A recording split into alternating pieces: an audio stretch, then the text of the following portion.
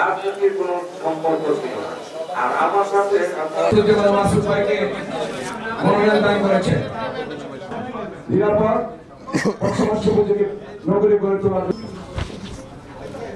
আজকের নেতাকর্মীদেরকে সবাইকে সালাম ও শুভেচ্ছা। আমি বক্তব্য পাঠ করলাম। আমি আপনাদের কাছে কিছু বিষয়, কিছু বিরোধী পক্ষ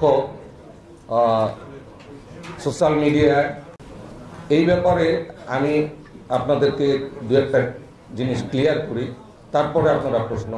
আপনার ব্যাখ্যা একজন ব্যবসায়ী হিসাবে আমরাও কিন্তু এরকম প্রশ্ন আমাদের সঙ্গে তাদের ছবি তুলতে পারি, ফটো আপনার মতোই এগুলি আমরা গায়ে মাখি নেই। হ্যাঁ, নারায়ণগঞ্জের এমন কোন রাজনৈতিক দল নাই যে প্রেস ক্লাবে যায় নাই, তাদের সঙ্গে আমাদের ছোট ছোটগুলো আমরা লক্ষ্য করছি 2 মাস আগে আপনাকে নমিনেশন দেওয়ার, আপনার কাকে আমরা সামনে ভোট দেবো তার সম্পর্কে জানতে চাইবো। শুধু আপনি এখানে নারায়ণগঞ্জের মানুষের জন্য কাজ করার জন্য আসছি। আমার এখানে কোনো ধান্দা নাই, আমি এখানে কিছু নিতে আসি নাই। আমি সারা জীবন কিছু অর্জন যা করেছি, এখন আমি আমার নারায়ণগঞ্জের মানুষের সাথে, মানুষের জন্য, মানুষের স্বার্থে কাজ করতে চাই।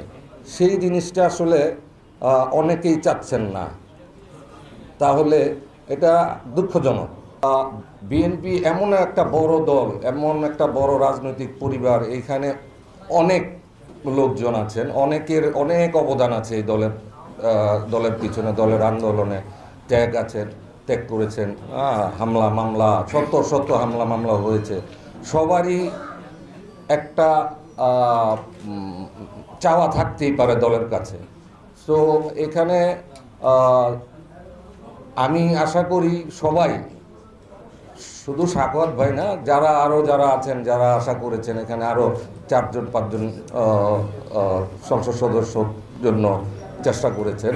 আমি আশা করব এই সংবাদ সম্মেলনের পরে সবাই আমরা ঐক্যবদ্ধভাবে কাজ করব। এখন আসলে নির্বাচনমুখী হওয়া দরকার।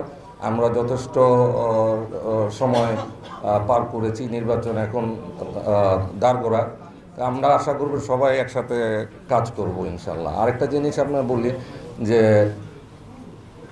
দল যদি এইরকম ধরেন, আমিও যদি দলের বিরুদ্ধে কোনো কাজ করি, দল অবশ্যই ব্যবস্থা নেবে এবং দলই কথা বলবে যে এটা আমার আসলে এখানে এই ব্যাপারটা আমি খুব ভালো শক্ত করে বলতে পারলাম না।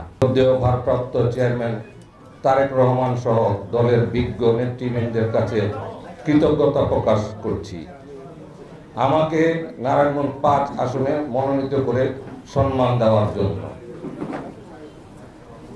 দলের প্রতি কৃতজ্ঞতা প্রকাশ এবং প্রার্থী তালিকা নিয়ে কিছু বিভ্রান্তিকর বক্তব্যের সংশোধন করার জন্যই আজকে আমার এই সাংবাদিক সম্মেলন। আজকের এই সংবাদ সম্মেলনের মাধ্যমে আমি অত্যন্ত স্পষ্টভাবে বলতে চাই যে বাংলাদেশ জাতীয়তাবাদী দল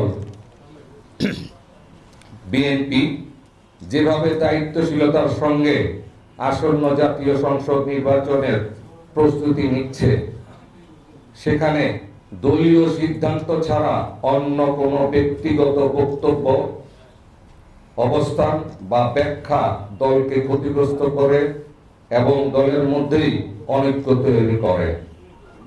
আমরা আবারও স্পষ্ট করছি যে দলের কেন্দ্রীয়ভাবে ঘোষিত প্রার্থী তালিকারই আমাদের প্রতি একমাত্র কার্যকর ও বৈধ নির্দেশনা। যে আসনে ধানের শীষ প্রতীক নিয়ে দলের প্রার্থী মনোনয়ন পাবে, সেই প্রার্থীর পক্ষে আমরা সবাই ঐক্যবদ্ধভাবে মাঠে কাজ করব, এটাই নির্দেশনা। পরিশেষে বিনীত নিবেদন এই যে আসুন আমাদের নেতা শহীদ প্রেসিডেন্ট জিয়াউর রহমানের আদর্শে আপোষহীন দেশ নেত্রী ত্যাগ ও ভারপ্রাপ্ত চেয়ারম্যান তারেক রহমানের তারুণ্যে উজ্জীবিত হয়ে দেশ ও দলের ঐক্য এবং আদর্শের প্রশ্নে আমরাও আপোষহীন থাকি।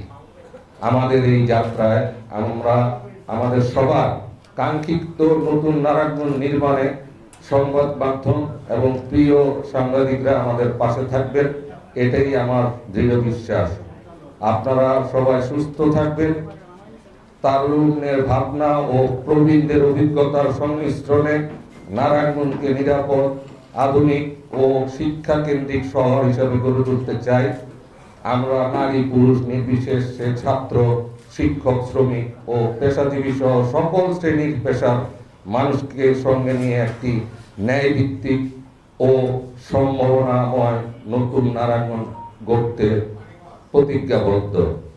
এবং দেখেন, আমাকে বিতর্কিত করার যে অপচেষ্টা চলছে, এইটা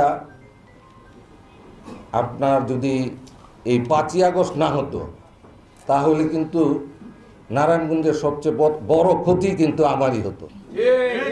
এই 20-25 হাজার লোকের সংস্থান, এই ফ্যাক্টরি কিন্তু জ্বালিয়ে দেওয়ার পরিকল্পনা ওনারা করেছিলেন এবং আমাকে তৎসময়ে ডিসি মহোদয় আমাকে ডকুমেন্টও দিয়েছিলেন যে আপনি কিন্তু আমি মাসুদুজ্জামান এবং ছাত্রীদের কিছু নাম এবং ছাত্র সংগঠনের কিছু নাম এবং আরেকটা শিল্পপতির নাম, সেটা রিয়াজউদ্দিন মামুন, এবং আমার বিরুদ্ধে তারা পদক্ষেপ নেওয়ার জন্য এটা চেষ্টা করতেছে এবং এটা থামানো যাইতো না যদি 5ই আগস্ট না হইতো।